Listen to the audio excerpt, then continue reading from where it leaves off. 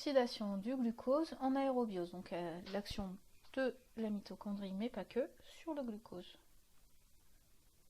Alors, si on regarde un petit peu le bilan de la respiration cellulaire que vous connaissez depuis la seconde normalement.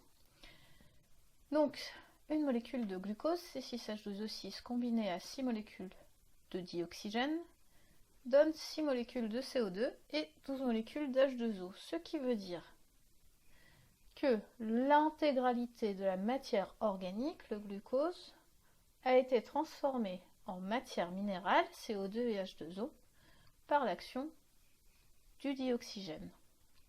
Ça veut dire que l'oxydation du glucose est totale lors de la respiration cellulaire. Il ne reste plus de matière organique dont on peut se servir à la fin de la respiration. Cette réaction de dégradation du glucose en matière minérale est globalement exergonique. Ça veut dire que l'oxydation du glucose, l'oxydation totale, libère plus d'énergie qu'elle n'en consomme. Et donc cette libération d'énergie va pouvoir être utilisée pour réaliser des couplages énergétiques et produire de l'ATP. Alors évidemment, ici on a le bilan total de la respiration cellulaire. Mais le glucose n'est pas oxydé, donc n'est pas démembré atome par atome et recombiné en une seule fois. On a de nombreuses enzymes qui vont intervenir, on va avoir plusieurs étapes et des produits intermédiaires de former.